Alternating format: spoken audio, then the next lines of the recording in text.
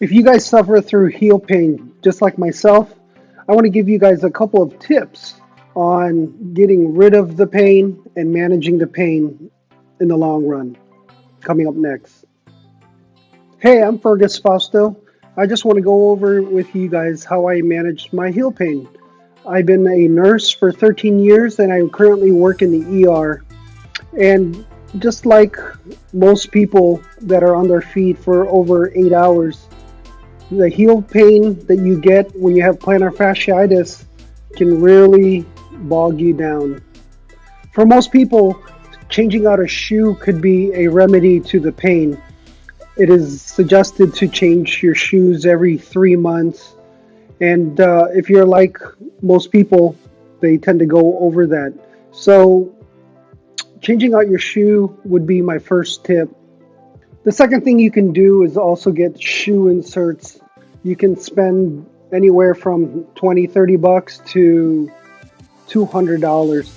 I suggest getting the cheap pair when you're in that acute stage of your plantar fasciitis. Most people experience heel pain actually because of calf tightness. If you take a rolling pin and go over those troubled areas, that can help you loosen the muscles and it will help a percentage of the heel pain. Another alternative that you can use other than a rolling pin is a wrench. And you can use a wrench like this or a smaller one like this. What you want to do is make sure the edges are free of debris, free of burrs, and you want to get a lotion to lubricate your skin so you can smoothly go over it and make sure you're going over your troubled areas. I'll go over what I do in this video. This next tip was the one that really helped out my pain in the long run.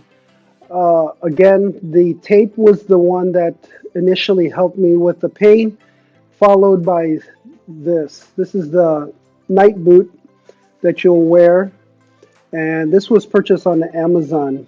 I like this particular model because when I was looking through Amazon, they had some of the other ones that attach to the top of the foot, and you would strap it in. And I found through the reviews that it wasn't as good as this one here. What I like about this particular one has a wedge, and it keeps your legs at a dorsiflexion, and at night it's basically stabilizing the leg where it can repair itself. But yes, definitely get this particular one. I'll link the product down below. This next tip is to get one of these guys. This is also available on Amazon, and they come in a pair. So anyways, you start out with this, and you'll put your big toe all the way through your little toes. And what that does, it spreads your toes out, and that increases the base and makes the plantar fascia more active. So I'll go over some conditioning exercises to strengthen your feet. In the long run, you don't want to rely on foot supports and therapeutic shoes. You become reliant on them.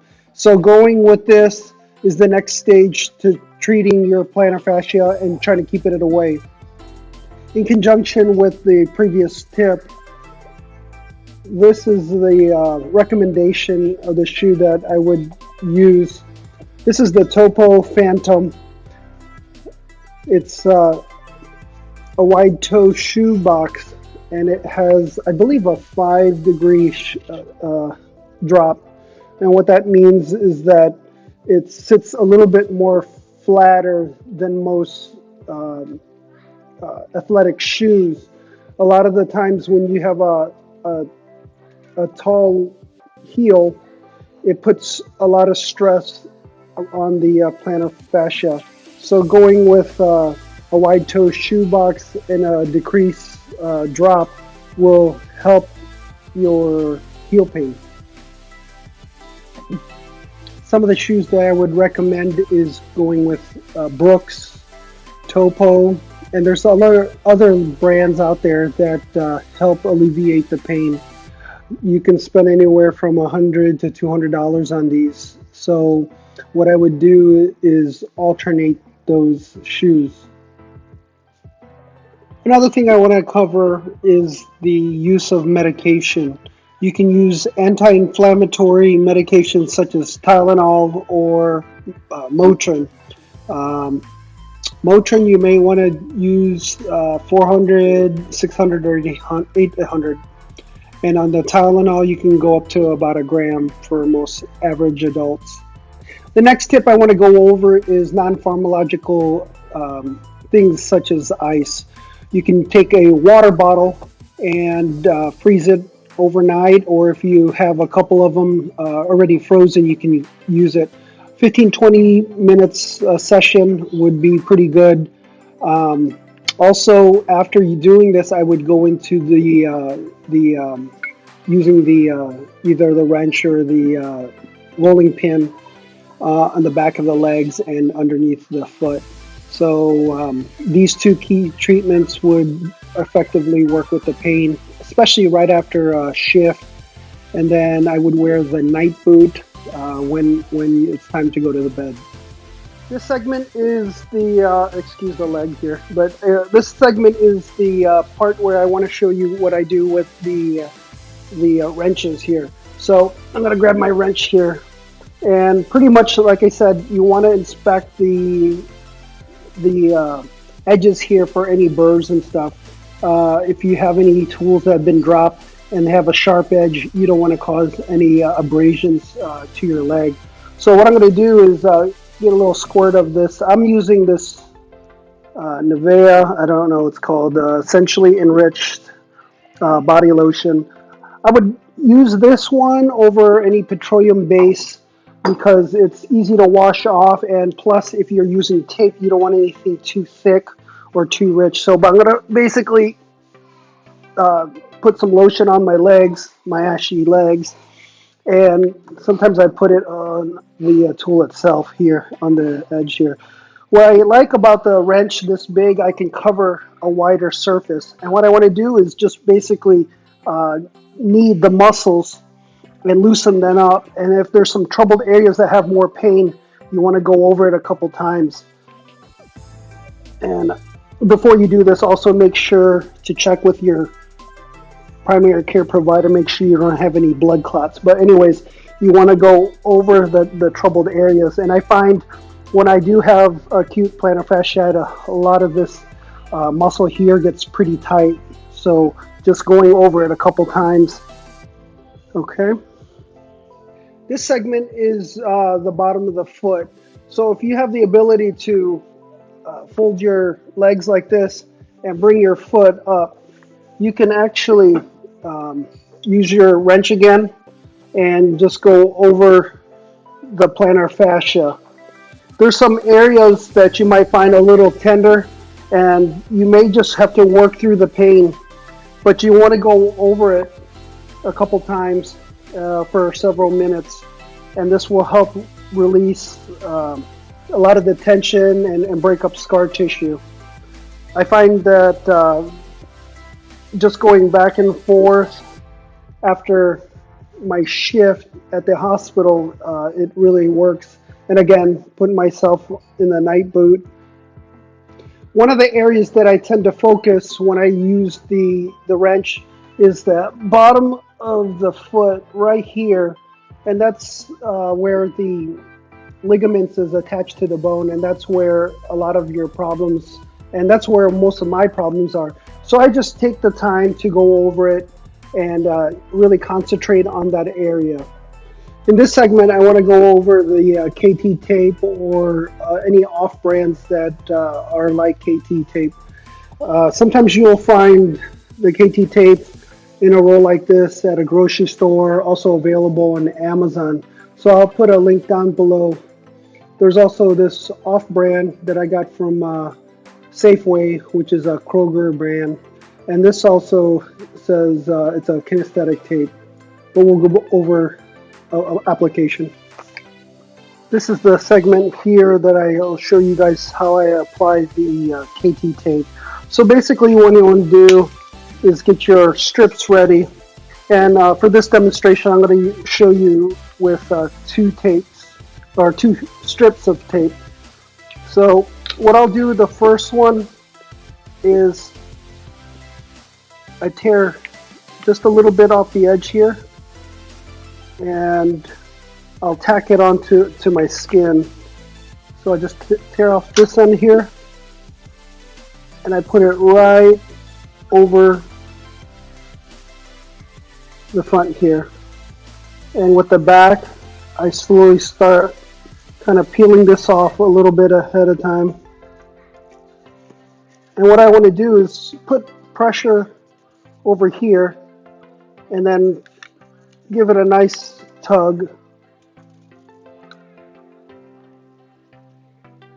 And sometimes I'll run it just over the heel, and if it goes over,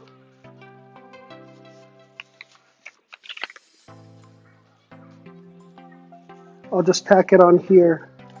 And then I want to make sure your toes are pulled back, and I'll just run my hand and use a little bit of heat to get that adhesive to stick on to the skin. Again, make sure your skin is prepped up and not have any lotion, or so you want to do is just wash your foot with some soap and water. So that's the first strip there.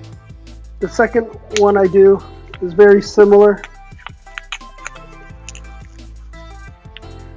I'll just attach it to the lower portion, and I run it down very similar to the other one. I'll put a little stretch, and sometimes what I'll do, once I go over the heel part, I'll take it around and secure it just like so. And then I'll press this down, use the heat.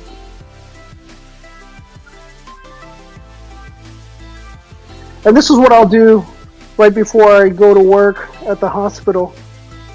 And if I'm not really playing an athletic sport, I'll use this method. Just a word of advice: when you use the tape, make sure you round off the edges here. Sometimes they will get lifted up when you're trying to put a socks on. So make sure the edges are tacked on really good. And on the joining areas here, make sure the tape is directly on the skin and not rolled up. If it's rolled up, try to push it down and tack it onto the skin. So that's a really quick tip of the tape and keeping the tape on for a longer period of time. A second method that I use when I am playing an athletic sport is that I have to use a little bit more strips to make sure it doesn't roll off. So what I'll do is what I did in the earlier section is to get the one end ready. And what I do with this one is I keep my toes pulled back. I'll tack it on the skin here. Put a little pressure. Again, toes are pulled back. And I'll pull the back strip off.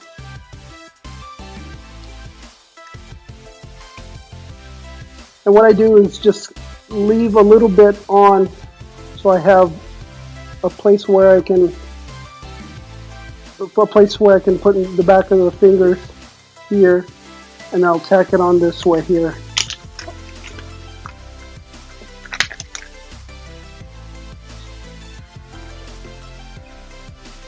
So it's going to look like this. It's just down the center of the foot, just like here. The second strip that I'm going to do is going to run across lateral side. So what I do is I get one end and the other end prepped up, and I'll take the center and I'll peel it, and it'll look like this. And what I do is I'll go over,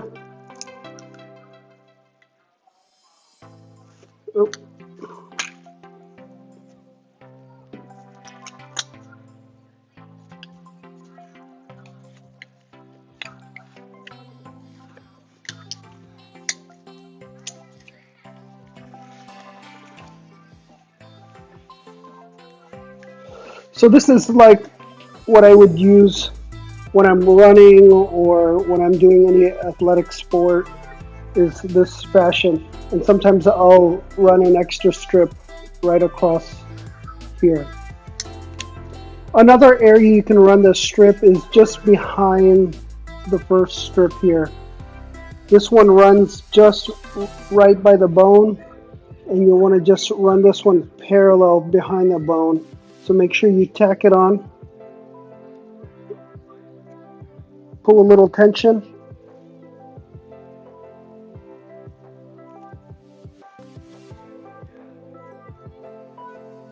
and just adhere it here again with the heat of your hand here. So it's going to look like this,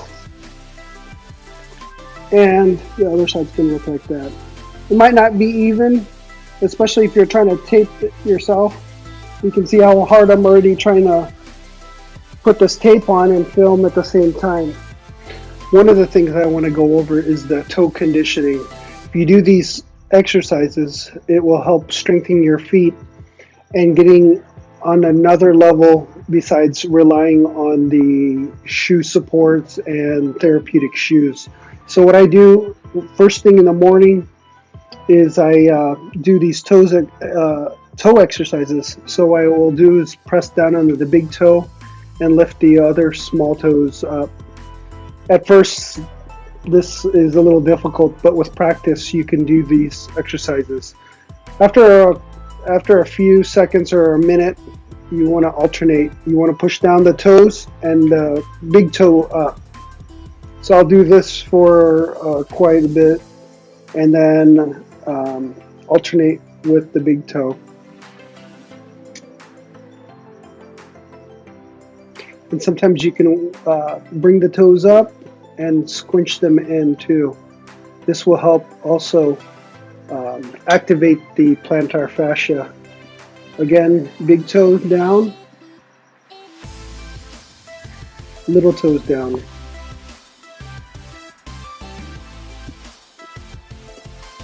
And you can alternate those two exercises. Well, I hope that helps you guys out with your heel pain. I know for me, it's basically a combination of all these things that I showed you that help me with my heel pain. You know, you just can't follow one tip and that one tip covers all people. So for me, you have to have an eclectic way of managing your pain. Again, most people may just change out a shoe or add one of these cheap inserts and their plantar fascia goes away. But for us that suffer this chronically, these are the tools that I've used to help me deal with the pain and make sure the pain stays away. Thank you again for checking out my channel. If you like what you saw here, please hit that subscribe button and hit that notification bell. That way you'll know any other future videos that I come out with. And again, thank you very much.